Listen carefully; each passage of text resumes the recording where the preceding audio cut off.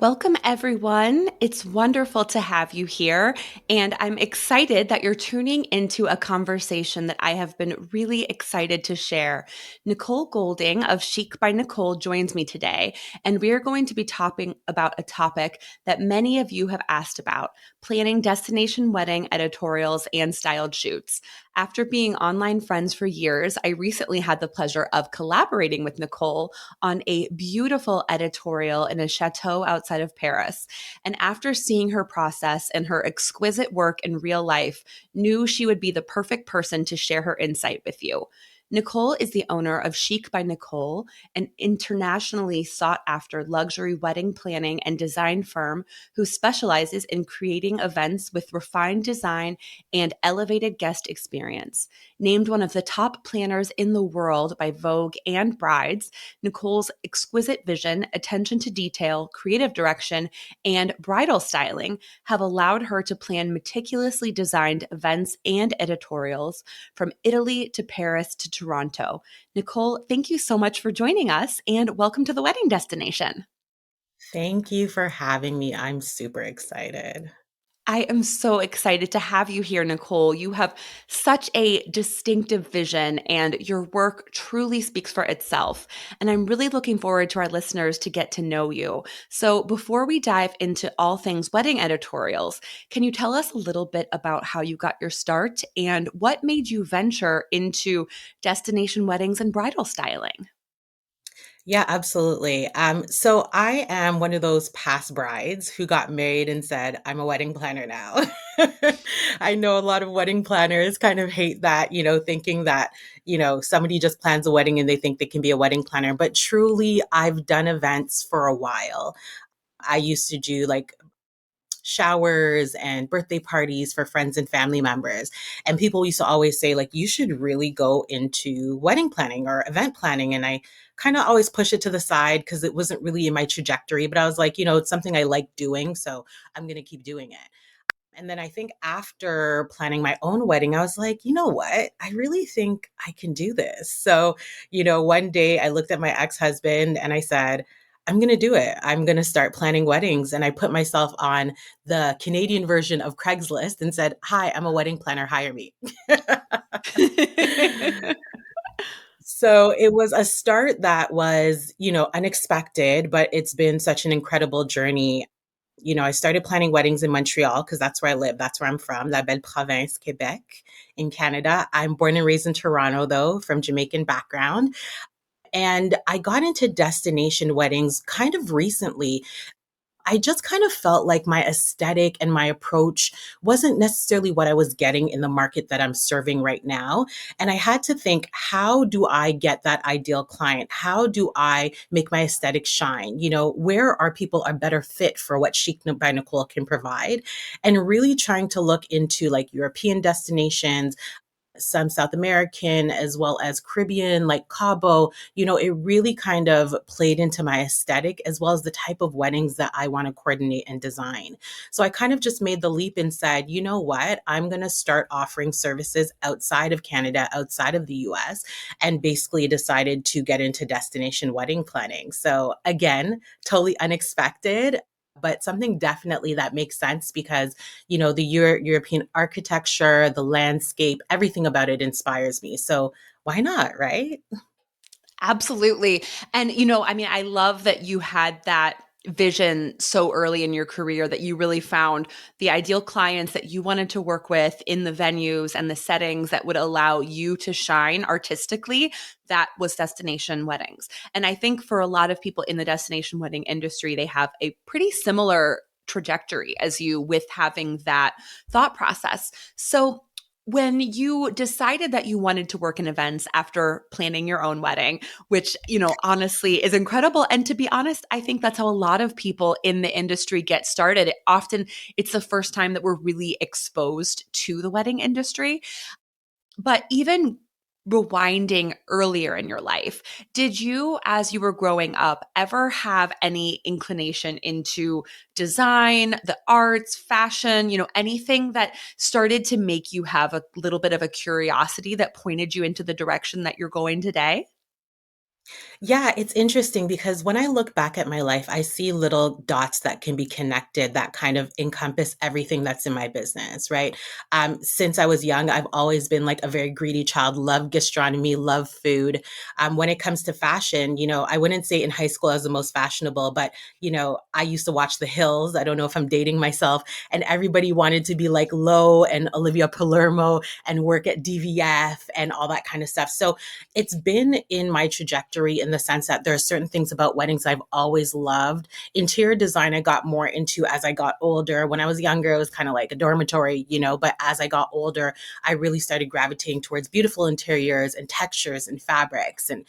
So I think a lot of what I do now throughout my life in different periods has been really relevant and things that I've really wanted. I really wanted to work at Marie Claire and Elle and work at a fashion magazine in high school as well. So I can see so many different dots that kind of connect to where I am. But it wasn't specifically, I want to do weddings. It was like, oh, I like that. And I really love food and I really like interior design. And, people asking me for fashion advice and, what should I wear? Or I love that outfit. So it all kind of came together in that sort of sense, I would say.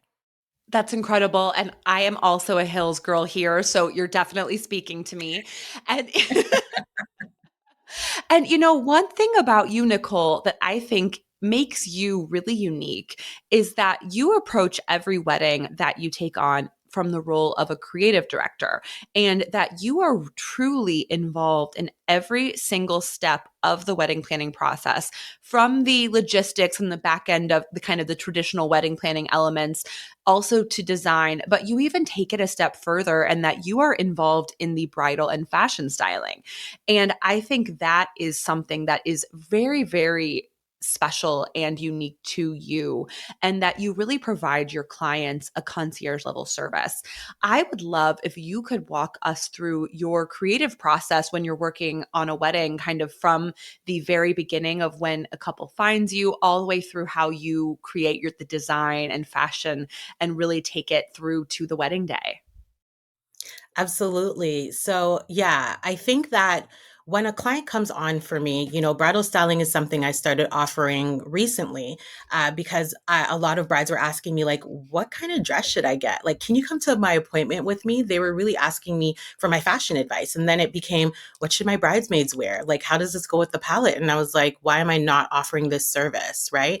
So, essentially, when I kind of onboard a new client, a new couple, I want to get to know who they are, right? I want to know what they love. What are your date nights like? What does the interior of your home look like, right? Because although, we kind of gravitate towards certain things, we also want to kind of refine what they love and kind of give it a Chic by Nicole touch. So I really spend a lot of time trying to figure out what's important to them and how they want their wedding to look and feel. So we kind of start there and then we start talking about where do you want to have your wedding? If it's local, obviously we're just going to local venues. If it's destination, we're talking about what's the feel you want your wedding to have? When do you want to get married? What months? Because that changes the weather. Do you want to have a civil or a religious ceremony? That changes a lot of things too, because a lot of countries, people don't realize it's not an actual wedding where you're signing the papers there. You're getting married in the States or Canada and then having like a civil ceremony there, right? So we take all of those things into account and then we start on the fun part, which I call sourcing and design. So we're going to source all the great photographers, videographers, all the vendors that we want to create this amazing team with. And then we move into design, which is kind of like their palette. What do you want your wedding to look like? How do you want it to feel? And kind of bringing images together and kind of outputting inspiration to them that we want their wedding to look like after that entire process. So it really is like a step by step, everything going hand in hand, but starting from scratch when it comes to full service and bringing it all the way through to execution, the look, the logistics, all of that kind of together in one. That's amazing. And with the fashion styling, I know that now you're working with your brides on bridal styling, but you also are doing fashion styling for bridal party and other members of the wedding. Is that correct? Absolutely. So, something I offer with bridal styling is that we do a mood board for guests. Because a lot of times, especially when it comes to a destination wedding, guests have no idea what to wear. I always suggest that clients put on the website like their location, what it looks like, give them some inspiration pictures, as well as the weather. Because a lot of times, sometimes people haven't traveled to the destination, they don't know what's appropriate, especially with the venue. So, something that we offer also is styling for the bridal party. And then if the mother of the groom, mother of the bride, wants some kind of styling suggestions, we can do that with the palette as well. Because it doesn't have to be matchy matchy, but you want it to be cohesive, right? And then on top of that, we sometimes create a mood board for the guests. So when they go onto the wedding website, they can kind of see what the vibe is going to be like. And I love that because it kind of gives guests a heads up as to what they're expecting. It's exciting. That is so good. And honestly, I think as a guest, that's what you want. That before you're going, and especially for a destination wedding, you're taking off 1 to 2 weeks of work. You're, investing in international airfare. It's a huge commitment. And when it starts to build the excitement that much earlier, and also turning the fashion into something that guests get to have fun with too, what an incredible experience. And then also, I can speak personally as a photographer, when the guests are coordinated, wow, it elevates the photos so much more. It really turns every scene into almost a piece of art. Of course, it's not matchy matchy, but just feeling like, yes, these people are all at the same place. They quote unquote understood the assignment. That is amazing. Yes. And I think that's something that's really, really special. And personally, I'm seeing that a lot more in destination weddings and events. And I think even turning the whole weekend, every day there being a different stylistic attire Mhm. choice for the guests. I think that's something that just not only makes the photos that much more incredible, but really, really makes the guest experience that much more special and unique and once in a lifetime. And, Nicole, I know that you also bring that similar creative approach into brand direction and that you also work as a creative director for brand campaigns. Can you tell us a little bit more about that? Yeah, so that also came out of nowhere. Essentially, once I started doing editorials, I had brands kind of reaching out and saying, "Hey, like our new collection is coming out. Would you be able to style it in your next editorial?" And I had to figure out what is the best mix between, doing free work, styling, and kind of getting my brand out there. So I've had jewelry, I've had velvet boxes, I've had different brands kind of reach out because they kind of want the same aesthetic, but when it comes to their actual product or their actual brand. And it's really flattering because to think that somebody sees what you're doing and they really want that to kind of resonate with their clients through their brand is something I truly love. So it's not something I do as much as weddings, but definitely creative direction is something that I love doing. And it really kind of opens a different side of my creativity because we can do things on a smaller scale, but very big, right? So I absolutely love doing that. Incredible. And with that, I think that you're really known for your international wedding editorial work. I'm sure that's how a lot of these brands find you. They see these beautiful editorials that you do, and essentially they want you to do something similar, but with the focus being on their brand. And with that, I know that really that's been something that has put you on the international map. Personally, it brought the two of us to working together. And I would love if you could share a little bit more about the full process of planning an international wedding editorial. I know that that is something that personally I get so many questions from, whether it's fellow photographers, planners, stylists, designers that really want to break into a new market, that want to break into the international market, and they aren't sure how to begin. So, can you walk us through your process of planning an international editorial? Yeah, so it kind of varies, but I think the key is to have a network before you start planning, right? A lot of times, photographers and different vendors will say, "How do I get to work with a certain wedding planner?" And if you're looking on an international scale, like say, for instance, somebody wants to work with you or they want to work with me in a different country, building that relationship beforehand, before you're approaching for an editorial is really special. And to me, it's very, very, very important. So I think having a network of, solid vendors who you want to do a real wedding with is super important, because when it comes time to do the editorial, I'm knocking on your door and saying, hey, Molly, time to do an editorial. Are you interested? And we already have that relationship. I know your style, you know my style. And it's really kind of building that kind of canvas together. Because at the end of the day, when it comes to an editorial, unless it's for like creative direction for a brand or for a magazine, it's really about showing clients your aesthetic and what you think looks good. And you want a client to come in and say, hey, I want that whole team in this venue, but a little bit different, right? So I think really starting with a solid network of vendors is super important. Then we move on to the venue, because the venue is really going to direct everything when it comes to how you're shooting, where you're shooting, the time you're shooting. I like to say, and this is the same for weddings, I like the venue to kind of direct the palette and the feel, not the other way around, right? So if you're getting married in a ballroom that has purple carpet, God forbid, but if it does, right, you're not going to necessarily want to do, a punchy brown and green wedding, because it's going to look like Christmas. So finding the venue and kind of connecting with venue partners and figuring out, how you want it to look in conjunction with the venue is probably the second step that I would take. From there, you're sourcing models, you're going to salons and getting dresses and getting attire. I think that is probably one of the most difficult things in a new country, because, when you are in a certain area, people know your name, right? And when people don't know your name, it's a little bit harder for them to lend you a $10,000 gown or a $12,000 gown. So again, I'm going to go back to it again, building a network before you even start working or doing an editorial in a certain country, I think is super, super important. Just the things to know is that, in the US versus Canada versus Mexico versus Europe, everything is completely different.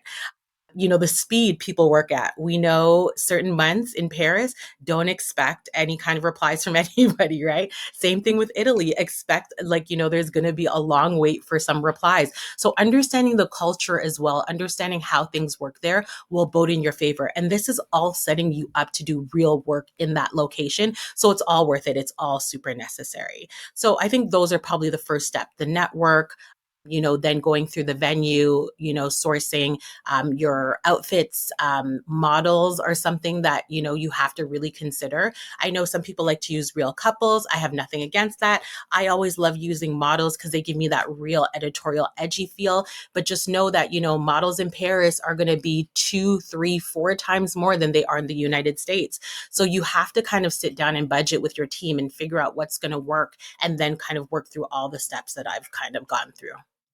So much good information. I mean, honestly, the way that you broke that down, and I know that especially as you said, the gowns, the models, that can be one of the most challenging aspects of pulling together an editorial, and also one of the most important aspects. So, specifically with gowns, how would you recommend somebody starts to source something? Would you recommend they bring something from their home country, from a local dress store, or try to make a relationship with a designer that's based in that country? I think all works. All of that could be a possibility. I'm always a fan, especially for planners who don't necessarily have that experience and that niche. Use a bridal stylist for your editorial. I know a lot of people don't necessarily do it, but do that, because we have the connections, right? I can go to a boutique in Montreal or Toronto or New York and be like, hey, can you ship me a gown? And I can bring it with me because I have those connections. So you don't always have to reinvent the wheel. Think of different ways that you can kind of get to the end goal without having to, go through all the stress. So if you have a bridal stylist, they can source the gown for you. If you have connections with boutiques in your area, definitely fly the dress with you. Do not check the dress. Bring the dress on the plane with you at all times, right? Yes. Yes. Pro tip, but definitely fly it with you. No, that And then, is if such you're good going to a advice. boutique that you've never worked with, Yeah, absolutely. And then I think if you're going to a boutique that you've never worked with, show them your work, right? Just don't go in there and say, hey, I'm doing an editorial. Show them who the team is, show them the mood board, the venue, kind of build up that trust with them by showing them your portfolio and see if they're interested at that point. Sorry, Molly, you were saying something.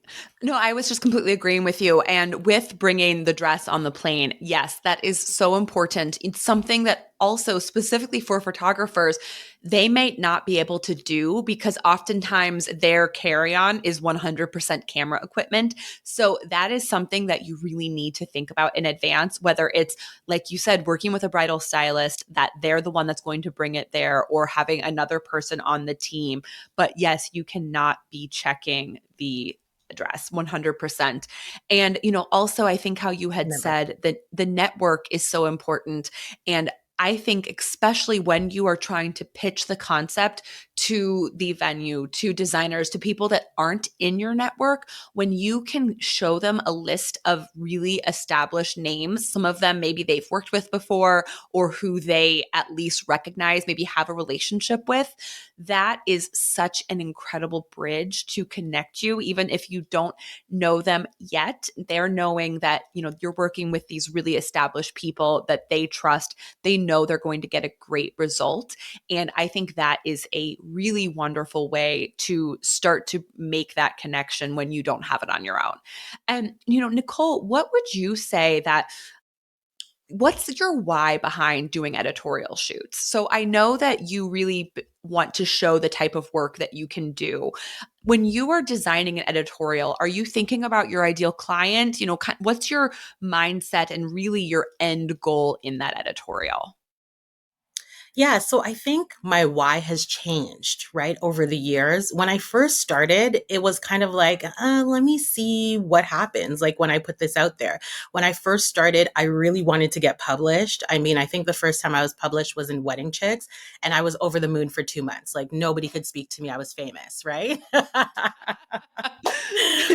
But, you know, now I'm in a completely different place where what I'm creating because this is what I want my clients to want. I want to show them the aesthetic. I want to show them the teams. I want to show them ideas and different ways to style tables and add things. And, when it comes to styling the bride as well, like showing them different bridal styling tips. I'm very minimal when it comes to my styling, but I want to show them minimal can be beautiful as well. So really and truly, when I'm getting a team together now to do an editorial, I probably want to work at that venue. I want to work in that city. I want to work in that province or that state or that country, as well as I want to work with that vendor team, right? I want to put forth a real wedding with that exact vendor team that kind of is an offshoot from the editorial. I don't want to do the exact same thing, but I want to kind of show clients what I think looks good and kind of what Chic by Nicole can kind of put out there. So that's why I do them now. Yes. And I think what you said about wanting to do a real wedding with that creative team is just so incredibly nail on the head. I can tell you that I have done editorials, and 6 months, a year, 3 years later, have finally done a wedding with that creative team. And I mean, Yeah. wow, what a wonderful experience. Not only is that level of trust, appreciation, teamwork, camaraderie already established, but really it just, you are coming together and working as one. It almost is elevating the wedding to feel like another editorial, that it's giving everybody that creative freedom to really do their 100% best work. And that to me is such an incredible experience. And you had mentioned that, a lot of your goal of doing editorials now is really thinking about breaking into new markets. So, for example, the editorial that we did together at the beautiful chateau outside of Paris, the goal of that, of course, is for us all to come back together at another beautiful chateau in France and to really work with that incredible team of creatives that you pulled together. So, with that, what is your overall thought process behind using editorials to break into a new market? I think it's twofold, right? I think the networking piece is huge, right? So people will find me through Instagram, or they'll find me through a Bride's article or whatever the case may be, the Vogue list. But really working with people and networking with them is completely different than somebody just seeing your name and saying, oh, I think I've seen her work, right? Like working with you, Molly, was an experience that I would never have been able to have just by kind of seeing your beautiful pictures. And you working with you is just as beautiful as your actual portfolio is, right? Thank So you. really being able to network in that, of course, network in that way is super important. Having people see your process, you learn their process as you're building the editorial together, that's super important. So I think mainly that would be the one thing that I would say that sticks out and why I kind of continue to do editorials the way I do. Seeing people's process, making sure we're a good fit, as well as the aesthetic, is super, super important. Yes, I could not agree more. I mean, I truly do think that editorials are the best way to break into a new market. And also, I think really as a creative, it gives you the ability to work in a new destination, which is inevitably so much more challenging on a much lower scale and to some extent lower pressure environment versus the first time that you're working in France, as an example, it being a 200-person 3 or 4 day destination wedding.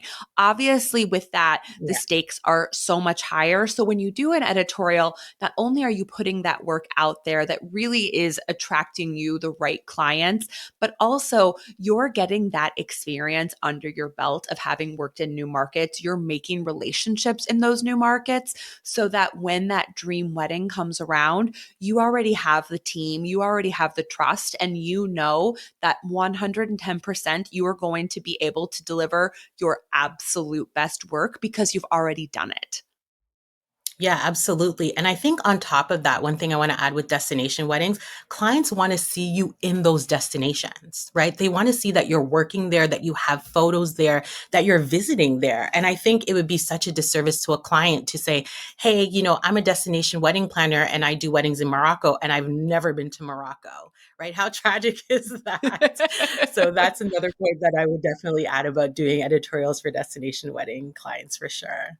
Exactly. Yes. I mean, even there's so many hard learnings that we have along the way with doing destination weddings. Nobody would say that they are easier than doing a wedding in your backyard when you can haul everything into your van and you have this very set formula kind of approach to everything. But on the flip side, you're Mhm. able to create something that is so much more special and one of a kind and bespoke and really just unique to that client because every wedding is completely one of a kind. You're not doing the same repetitive type of design, the same repetitive type of event and style over and over again. So I think really, like you said, Morocco being the perfect example, go there, get to know people there, really get to understand what some of the challenges are in a destination like that. I mean, obviously, even flying into Morocco, customs can be a challenge as an example. So these are Yeah. all things that, you learn in a much more low risk environment. So again, when that dream client comes around, you are set to be able to execute it. And just showing that you're there, like you said, Nicole, is I think incredibly important to so that you're not just, you're really walking the walk versus just talking the talk.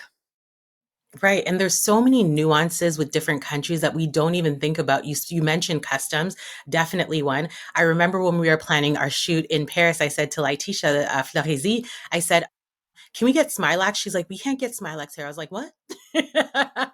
You know what I mean? So Yes. little things like that, learning, how cultures work and, how, certain vendors don't do certain things, or this company is always going to charge you to deliver, or, this is the boundary for this or that. Like, it's just so invaluable. So I honestly love it. I love doing Yes. editorials that way.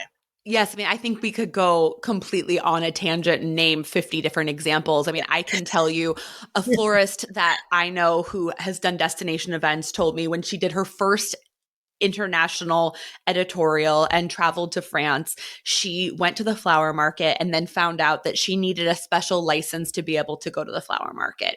So instead of Right. going to the flower market and buying product like she normally would, she had to go to all of the charming but incredibly expensive little floral shops throughout Paris and buy, 3 dozen roses here, more product here.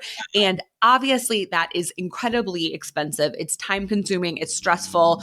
But when you're doing it on a small scale, yes, you make it work. And then you learn that when you do a wedding there and you're doing a 200-person event and you're needing to bring in, an entire truckload of product, at that point, you've already had the ability to create those relationships at the floral market, to get that license versus finding out the day of a wedding when you're going to a market that you're not being able to let in.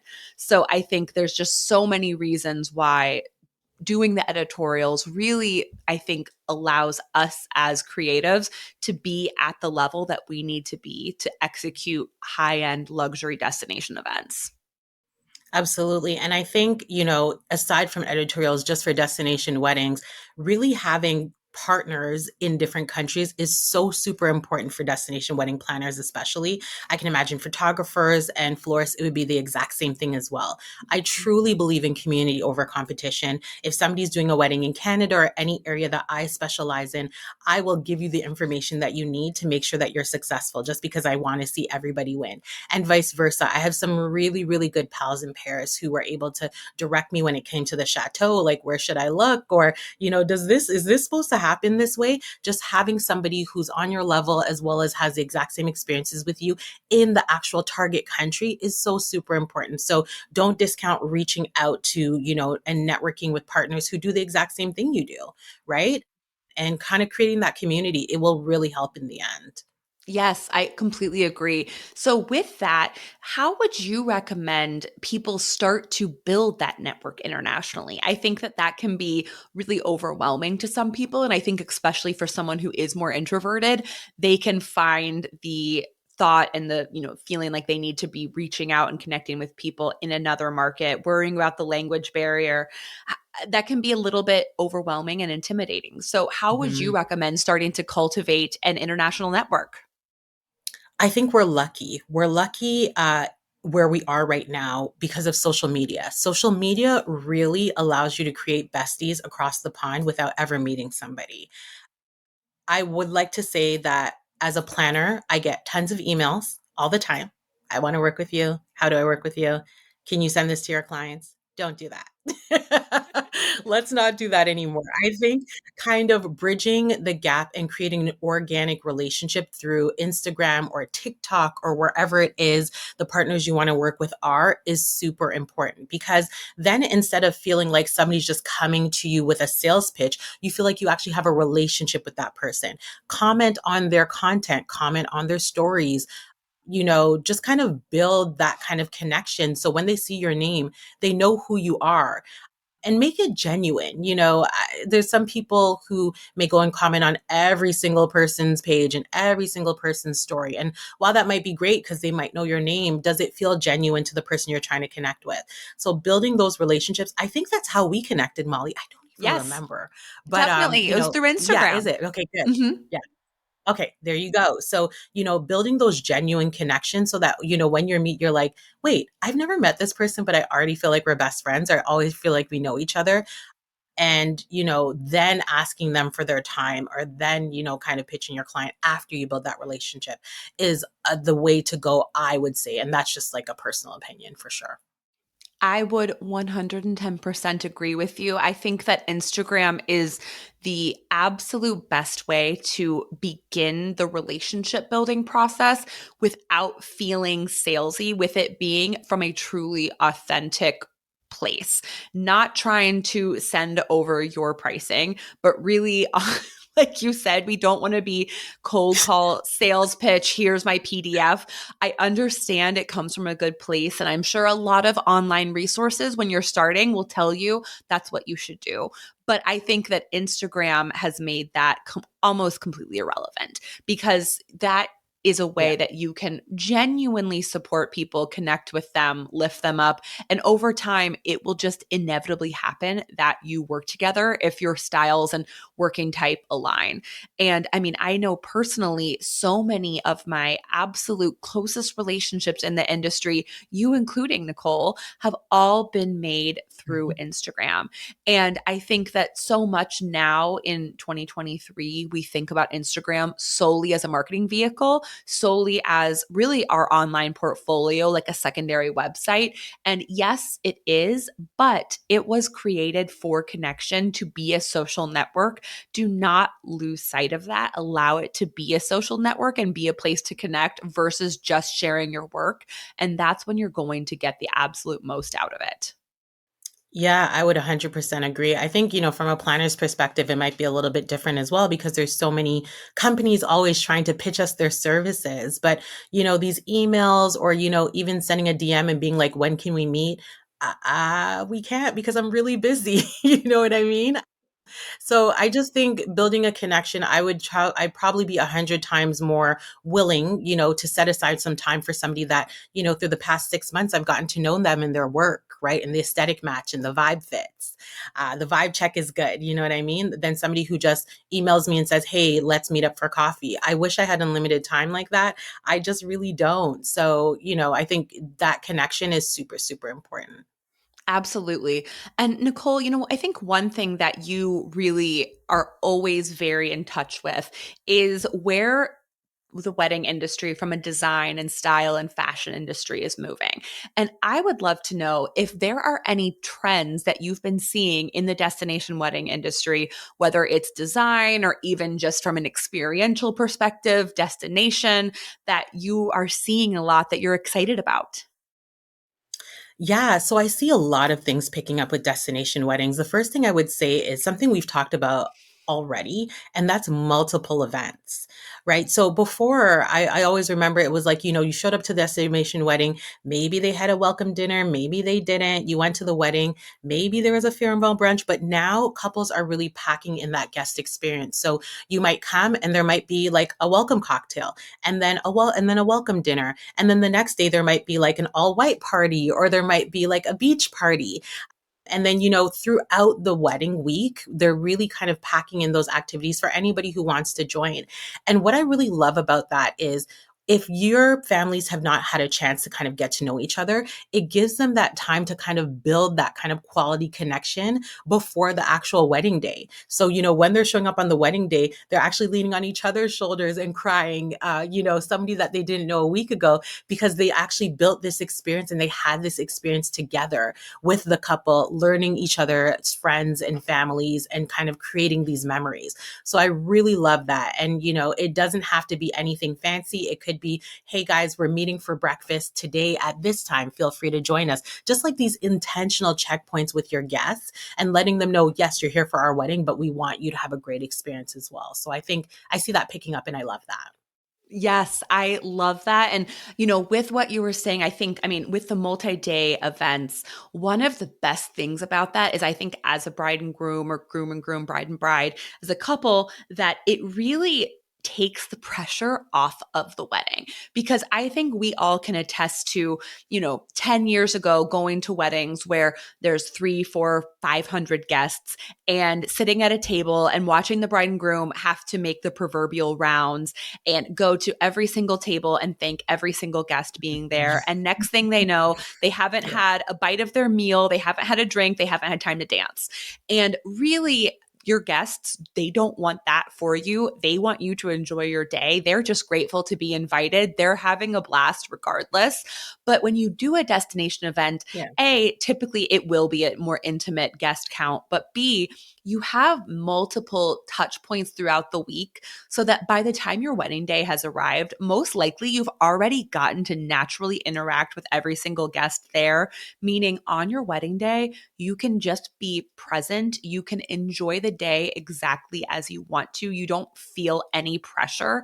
And also, it takes a little bit of the pressure off feeling like, okay, this wedding is 7 hours long. We have to fit in a lifetime of memories and experiences in these 7 hours. I Yeah. mean, really, we want on your wedding day, by the time the day gets there, for you to feel like, wow, we've already almost had a wedding because we've had so many Yeah. spectacular events and memories and experiences that this is just, icing on the cake. And I think what you said about bringing families together, that is something that I think makes destination weddings so incredibly extraordinary, because when you have two families coming together for this marriage, they're going to be connected for the rest of your lives.